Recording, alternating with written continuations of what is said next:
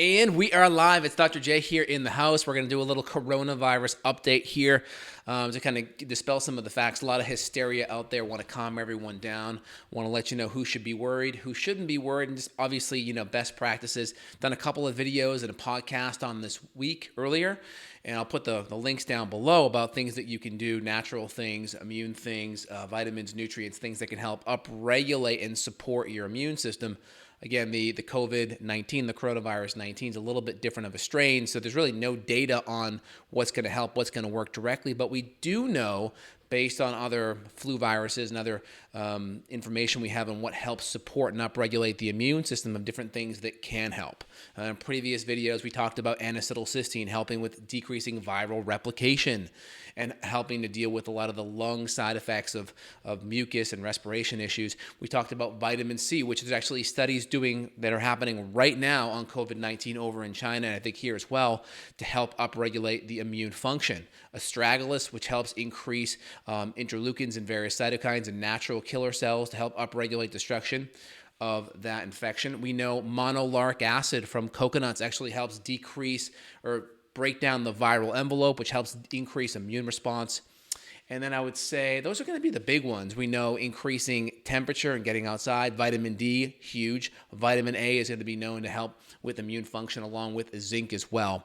Now I'm going to go into some of the data here so people don't get scared. So when we talk about a virus or an infectious material, we have to compare it to something to get context. Now, a lot of people I've seen online, they keep on telling me or keep on posting things like, well, it's too new, you can't really compare it. But eventually you compare it, because when you look at swine flu deaths of 2009, or you look at Zika of 2016, at the end, you're comparing all the deaths, you're comparing incidents, you're comparing how many people died. That gives you your mortality rate. So in the end, we add it all up and we compare it to previous years all the time. So we do this all the time. So let's go look at, first off, coronavirus is not a new virus, okay? It's been around. It was discovered, I think, in the 1930s. And they call it corona because it's a club shape. There it is, right there, okay? That's how it looks, so you guys can see that, all right? A lot of different virus. Pretty sure where is it? The flu virus, I think, is in the paramyxovirus category right here. That's like the flu, and then the corona is over here. So similar for sure. And then if you go look here at the coronavirus history, okay, this is actually from the textbook of virology, 2012 textbook. Coronavirus was first described in 1931. Not new. There's different variations, right? This one talks about, the first one was COVID-229E, okay? Isolated from humans in 1965.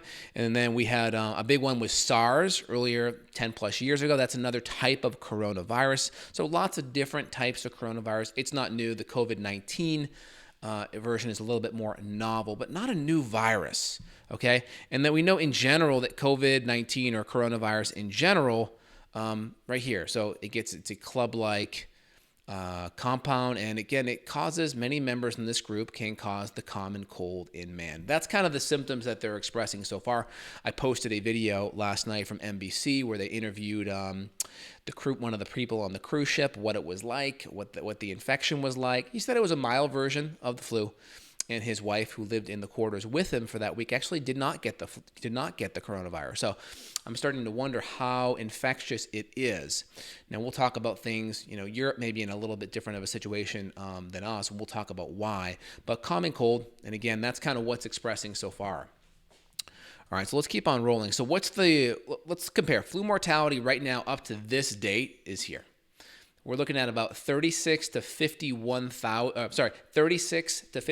million of flu illnesses. Okay, that's number one.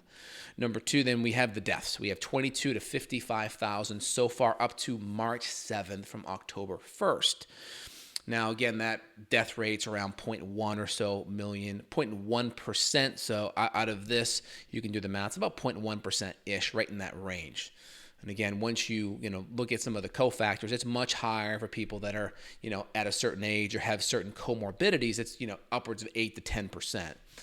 All right, so let's keep on diving in. So where are we at with coronavirus right now? So coronavirus, and if you're watching on Instagram, I have things on the screen here overlaying graphics. So feel free to head over to my YouTube channel, justinhealth.com/YouTube to subscribe. So you can see here, China, we have 80,000 cases in China, total deaths around 3,000.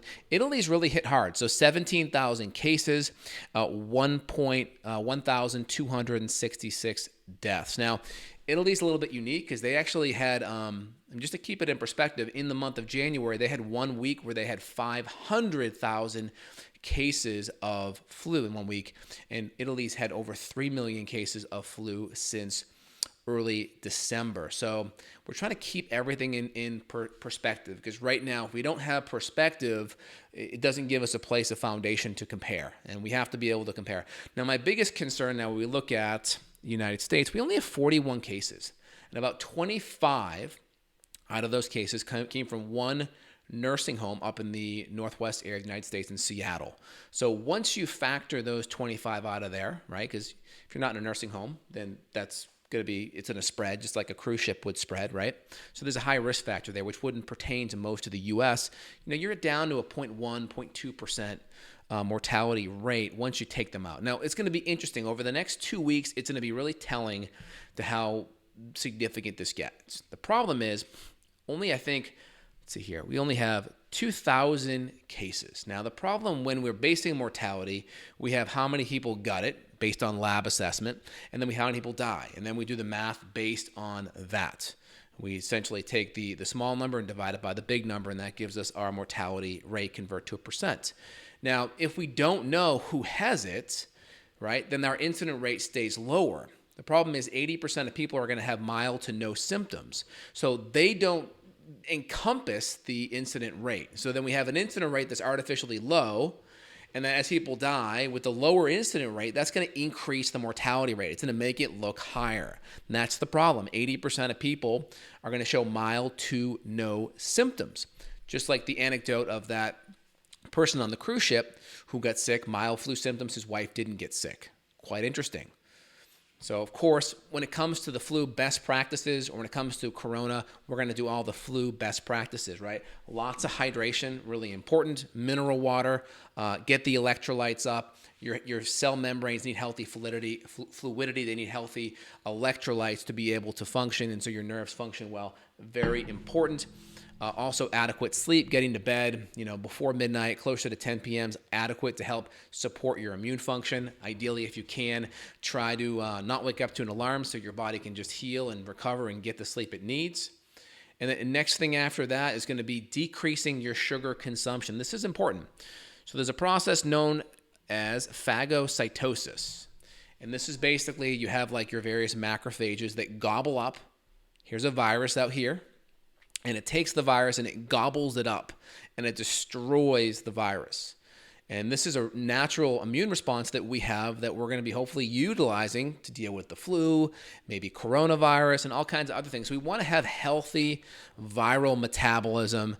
It's really important. So we have good immune response. Now, when you look at this one study here, this is important. So it looks at phagocytic activity is impaired in type 2 diabetes mellitus. Now, we're not talking type 2 diabetes with most people, but we could have prediabetes. We could have some mild insulin resistance going on. And according to the data, we know there's going to be some level of immune system impairment. So we know glycemic control is related to phagocytic activity in type 2 diabetes. Our results suggest that improvement in phagocytic activity, that's us being able to have our little Pac-Men and Pac-Women gobble up viruses, can be added to the beneficial effects of metabolic optimization. So what they're saying is you improve your blood sugar, that helps improve your insulin resistance, and you're going to be able to gobble up and digest and deal with viruses better. That's what it's saying. So my recommendation is really have your foods dialed in regards to sugar, right? Keep the carbohydrates down, more focus on vegetables, maybe lower sugar, lower glycemic fruits, healthy proteins, healthy fats. I want you to visualize the mechanism. People know this intuitively, I think, right? People know sugar isn't the best for you, but when you can kind of wrap around a visual on what's happening, right? Our little Pac-Men and Pac-Women and what it's doing to viruses and how it helps with our immune response, and then how the sugar may affect that phagocytic activity, I think it really helps you wrap your head around what's actually going on. So when we look at the stats, right? Coronavirus, United States, 41, 2,000 cases. I think the incident rates, I think the virus personally has been here longer. It was first found in China in December. I'm going to guess more than likely that it was going on in China much longer, right? The Chinese government has not been open and honest about this from the beginning. So I don't think that they were open and honest about the onset of this virus to begin with. I'm going to guess it's probably been going on since October to November in China. And I'm going to guess it's probably been going on here in the US at a minimum 1 to 2 months later. So I'm going to guess probably around December. So if we look at that, we're about 8 to 9 to 10 weeks in, based on my estimates. Again, there's not going to be a peer-reviewed study to find that in. That's just using common sense, reason, logic, and evidence. So when we look at that, that kind of helps give us some perspective. Now, when we look at the coronavirus, let me bring up a couple things here to help you. So who's getting the coronavirus?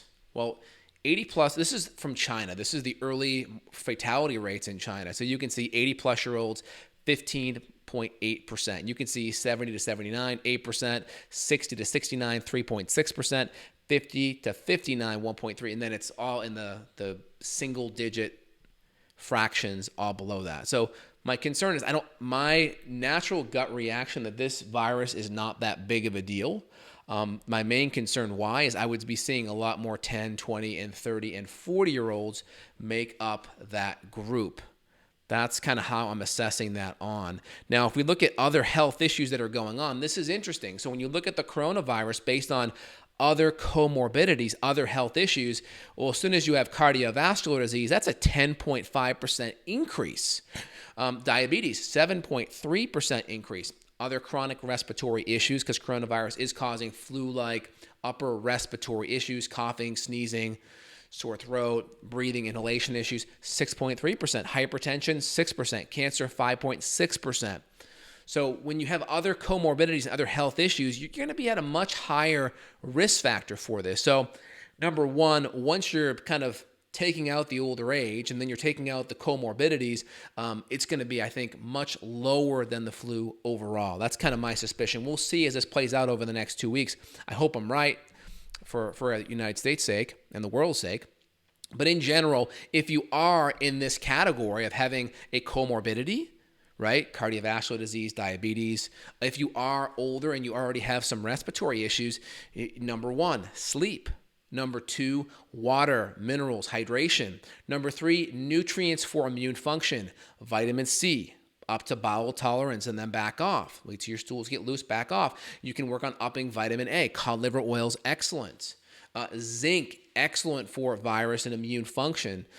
So I always look at nutrients first that help bump up the immune system. Second tier, we look at either herbs or medicinal mushrooms to modulate and enhance the immune function.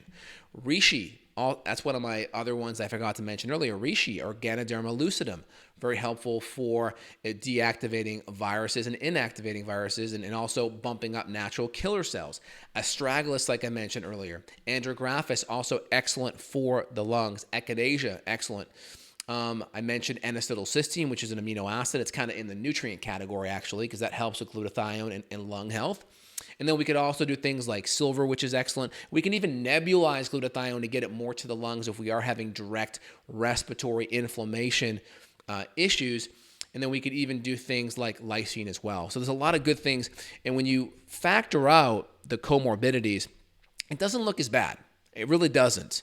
So if you're 60, 70, and up, this virus could be a little bit stronger. So, of course, I think self-quarantine is really good. Symptoms are showing in about 5.1 days. So if you think you got exposed, you're going to know in under a week if you did symptomatically.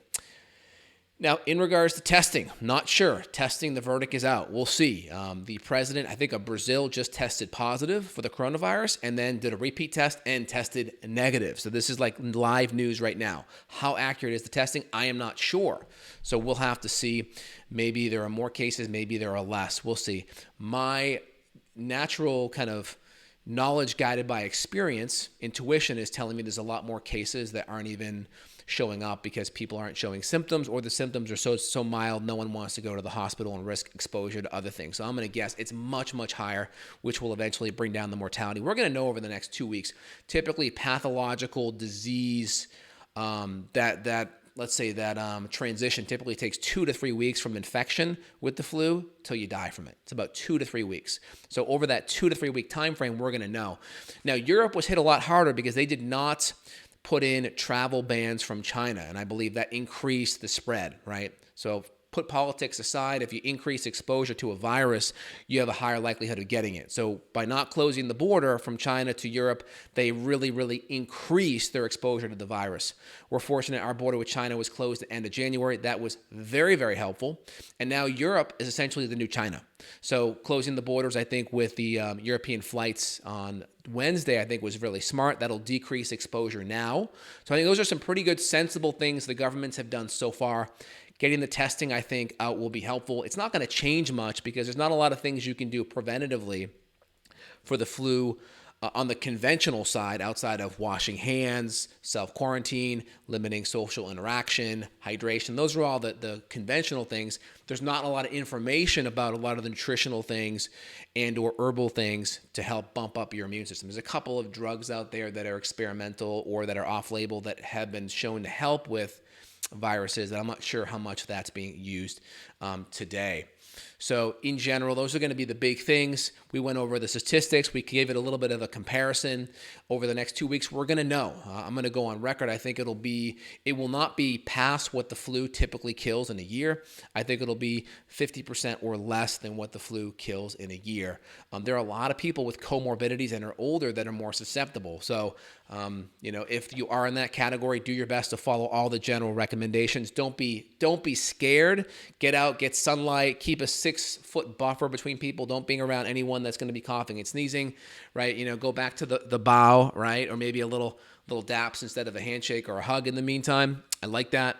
Any questions, feel free. We're doing a live video here, so this is all off the cuff. I just gathered these images up, and we're just displaying them to you guys to add a little bit more value to the conversation. So put your comments down below. Let me know what you think. What brand of nebulized glutathione do you recommend? I use Theraturals. If you want to look at the link, it's justinhealth.com/glutathione. justinhealth.com/glutathione. Friends have been battling a cough for 2 years on and off, pneumonia, twice bronchitis, worried about COVID, ordering a nebulizer, got a monolarin, vitamin C. Yep, I would do all those things. Do I need to consult with you and do some testing? Well, right now, I would just do all the great immune things right now. I think having nebulized glutathione is an amazing option. Throw in NAC right now as well, which will get converted to glutathione, but I would also do nebulized glutathione, 200 milligrams, 2 to 3 times a day. I think it's great. And you can't just do it to a regular glutathione. It has to be a specific buffered version with sodium bicarb. So when it hits the saline solution, it dissolves. In cases of lots of things that are suppressing the immune system that we can't figure out. So, of course, a lot of medications suppress the immune system. So you have to be careful of that. I'm not saying get off your medications, but you should be working with someone to work on assessing that or fixing it and or getting your immune system stronger. Everyone can be doing vitamin D. Everyone can be getting some sunlight, right? Everyone can be doing those things to naturally enhance your immune system. I have a question. I hear high carb, sugary foods lower immune function. True, yes. So if you didn't see that part, go back in the video where I talk about phagocytosis. Heck, I'll put it up now. Yeah, we'll deliver some extra value for you guys. Phagocytosis, this is what eats viruses, right? Virus, invagination, destroys the virus. This is like Immunology 101 with phagocytosis. And then study here looking at phagocytosis being impaired with people with diabetes. Now, again, that's a spectrum. Of course, that's the pathological end. But if you have some level of prediabetes or insulin resistance starting out, it can still impair your immune system. So, yep, get your carbohydrates in depth, under control. All right. We have one dead in Guyana with D coronavirus. Yep, that makes sense. They're going everywhere, but got to compare it to the flu. We'll see in the next 2 weeks if the incidence picks up. We have the flu virus incidence. The question is, will the flu that affected 36 to 51 million people, will the coronavirus that is now at, let's see here, 2,000 people, will that be affected? Now, this is skewed. Part of the fact that when they do the flu mortality, they're not actually detecting 36 to 51 million people. they're kind of doing I'm not sure the epidemiological term. It's like they're doing like a regression, an analytical regression, where they're looking at how many visits there are, and they're looking at what percent of people actually come that actually get the flu, and then they're looking at this based on the death. So once you factor in how many people actually come, they can do this number here. Now, the problem is this number is always a lot greater, and the problem is they're not doing that number on the coronavirus. So it's going to be interesting to see as the numbers come in. We look at the deaths. It's going to be really interesting to see how this thing pans out. We're going to know in 2 weeks if this thing's flattening out or not. I'm hoping it's at its peak and going down. Okay, here. Let's keep on rolling. UST works around a lot of people. Thanks so much for this info. You're welcome. Great explanation and tips. You're welcome. How to use colloidal silver. Is it taking it in the nebulizer the best? So you can take colloidal silver, 1 teaspoon to a tablespoon 2 to 3 times a day. Make sure it's a high quality silver. My line, I use GI Clear 3, which is my own baby. There's other brands like Sovereign Silver that's good as well, like 10 to 15 ppm or less, really good. And you can nebulize it. It's a little bit controversial on nebulizing it, right? So talk to your doctor about that, but you can nebulize it. I've done a video on that topic.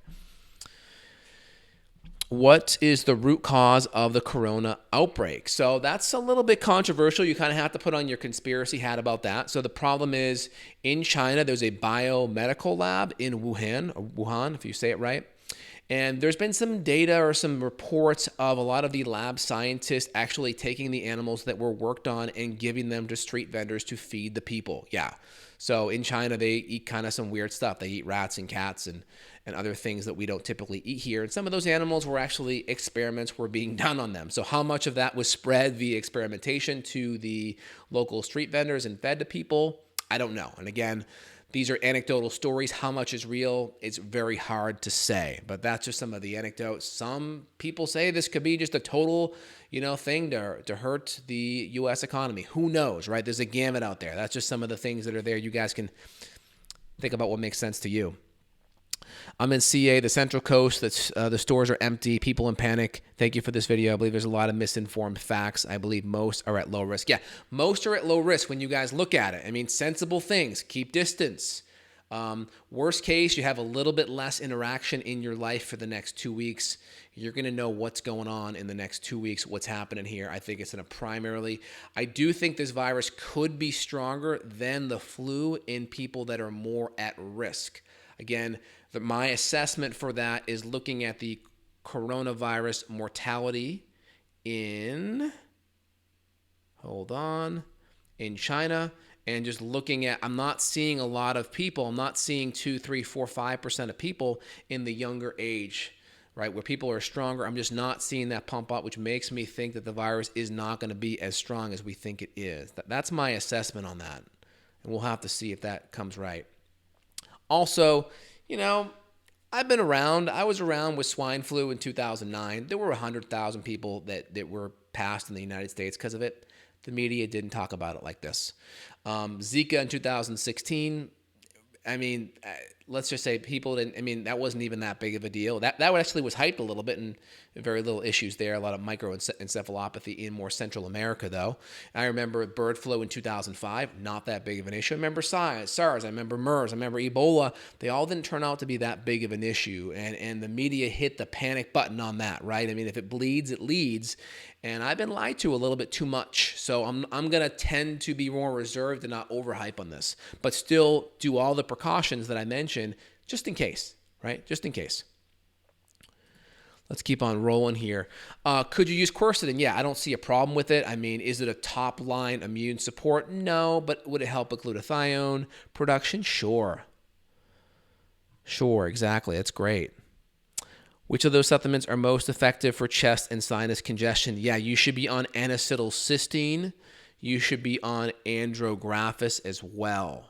Again, I have a product called Immunosupreme with all those in it, but it's already sold out. So, I'd say you can get it, but if not, look for Andrographis. Look for N-acetylcysteine.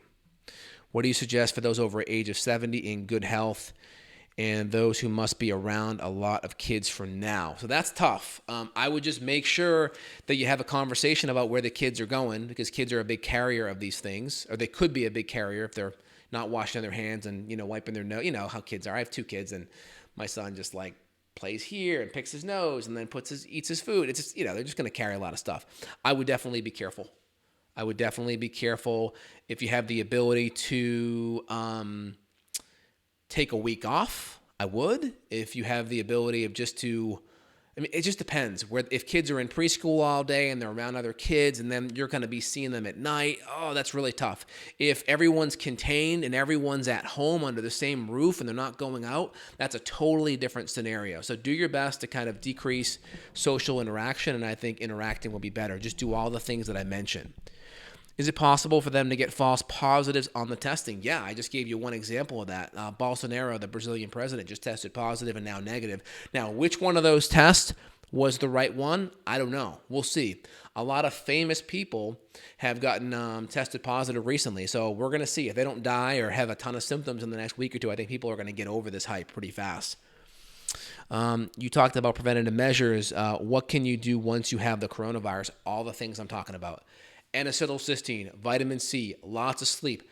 The biggest thing is get your water in. If you get the flu, and again, everything I'm saying, we have to kind of, med-legal term, these things cannot treat a disease. Only a medication can treat a disease, right? But in general, all of these things are designed to support your immune system, and then your immune system can better attack and deal with the disease. So vitamin C, vitamin D, sunlight, lots of water, lots of minerals, lots of sleep. I'd personally be doing lots of chicken soup, things like that. And I would be adding in all the herbs and nutrients I mentioned as well. I'd be doing them at a much higher dose. How many days for coronavirus to show visible symptoms in an infected person? 5.1 days. And you're typically infectious for 14. One study came out saying 36 days you're infectious. I don't know. I think that's an outlier. About 2 weeks, man on the ship that boarded up in San Francisco, he tested infectious for 14 days. I'm going with 2 weeks on this and 5.1 days for symptom expression.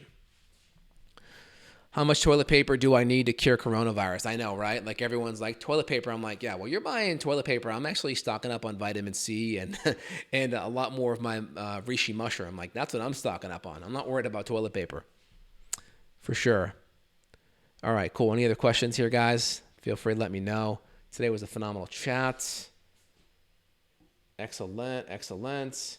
What can a pregnant woman take for safety during this time? That's a great question. So a pregnant woman can do vitamin D. A pregnant woman could do vitamin C. Those would be the two things that I would feel comfortable with taking, and then getting sunlight. Now, some of the more controversial things that you could take, a lot of cultures do take it, is the Ganoderma lucidum reishi, maybe at a lower dose of 1 to 3 grams. Again, I'm not recommending that. Do your own research, ask your doctor, but definitely the D and the C and cod liver oil. Don't go too high on vitamin A. It can be teratogenic. No more than 10,000 IUs per day on the vitamin A. Double check with your doctor on the vitamin A as well. Wendy, you are welcome. Glad you enjoy the intel. How long did you say it takes for it to kill someone once infected? 2 to 3 weeks on average is the mortality time span from infection to death. About 2 to 3 weeks. Excellent. Any other questions, guys? Feel free to let me know. Yep, carnivores will survive this. I agree. I mean, why will carnivores survive it? People that are lower carbohydrate, less glucose, less sugar, their phagocytes are going to be working a lot better. They're going to be able to gobble up carbohydrates, so gobble up viruses. So keep your carbohydrate more in check. More vegetables, a little bit of fruit, keep starch under control, keep alcohol under control, all that stuff. Can 2 lemons a day be enough for vitamin C? No. When I am under immune assault, I am doing what's called a vitamin C calibration. I take my vitamin C, I bring it up to bowel tolerance when my stools get loose, and then I back off till they solidify. Usually it's about 5 to 10 grams. That way my body is fully saturated. Vitamin C docks on the macrophage and helps that macrophage gobble up viruses and immune and bacteria better. So it helps your immune system. Again, there are studies going on right now with COVID-19 and IV vitamin C over in China. They know it's working. That's why they're looking at it.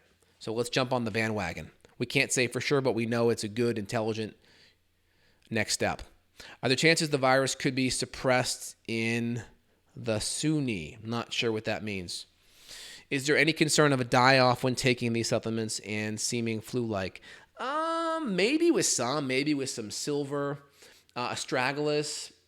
It depends if you're dealing with an active like Lyme issue. Maybe it's possible, but I'll tell you my personal experience. No. Are there any chances the virus will be suppressed in the summer months? Yes, I think that's what will happen. I think once April hits, there's a lot of data on UVC light and viral deactivation. A couple of things. Viruses can't live as long outside of a host when there's more sunlight. Number two, people are not going to be indoors as much, better air circulation. And number three, as humidity increases, all that, the virus just can't travel as far or can't live as long outside. That's why you always see flu season start come the end of fall, and it goes through until about spring. People are inside more. People are typically consuming more carbohydrate and sugar, a la Thanksgiving, a la Christmas, a la Valentine's Day, St. Patrick's Day. People are just consuming a lot more carbs, a lot more alcohol, a lot more sweets, and then they're indoors more. So yes, I think the UVC light, my prediction, this thing's done in 1 to 2 months, and you won't really hear too much about it. Could it linger on? Yes. Again, my marker is the flu. I think it will not go past where the flu is at. I think it'll be 50% or less below the flu, maybe even more. Can IV antibiotics given through the bloodstream kill bacteria in the gut? Yes, definitely could. People typically don't die of the flu. They die of secondary bacterial pneumonia. That's why a lot of antibiotics are given, or people are on a lung machine to help. Again, I think the IV or the nebulized glutathione would be a really good therapeutic component if you are dealing with respiratory issues and you want to topically get that inflammation down. Nebulized glutathione. All right, excellent. Any other questions, y'all? If not, I'll let you guys go here, and you guys have a great day. All right, I'll be back on Monday. A last question. Almost all liposomal vitamin C synthetic. Would you say acerola, camu powders are better? Yeah, I mean, getting some of those bioflavonoids with it are great. I like a lot of buffered vitamin C. I like the L-ascorbate with a lot of the buffered minerals as well. Is the virus something that could be cured using the Wim Hof method? I mean, could the Wim Hof breathing method help modulate the immune response? Yeah. Would I ever just do immune or cold therapy and breathing is the only thing? No. But would I add? I do cold therapy and Wim Hof breathing every day. Would I ever say that's the only thing I'm going to do? Heck no. But could you add it into your tool belt of different modalities? Yes. What's a good legit vitamin C supplement? Seems to be many forms out there. Say vitamin C is mostly ascorbic acid, are not true vitamin C. So you want a good buffered vitamin C that has bioflavonoids. Pay a little bit more. Higher quality brands are better. I have one called Vitamin C Synergy that's good with bioflavonoids, acerola, rutin, hesperidin. But pay a little bit more. Make sure it's also buffered as well. Binders like charcoal will help with the coronavirus. I'm not sure. I wouldn't think they would per se. What dose of vitamin D3 do you recommend? I would be at 10,000 IUs right now. I mean, you can always test your vitamin D, but I'd be at 10,000 IUs for the next month every day. Excellent. All right, guys, phenomenal chatting. We'll try to repost this video next week because I know you guys are it'll be a good reminder for y'all. All right, again, this video was posted on March 13th, so a lot of the data is from that day. So I hope you guys enjoy it and have a great weekend. Make sure you subscribe, share to friends and family. Don't fall for the hysteria. Just make sure you make good decisions. And if you're in that risk factor group, right, if you don't fail the plan, you plan to fail. Do all the things I mentioned, and that gives you the highest chance of success. All right, take care. Have a happy, healthy weekend. Bye now.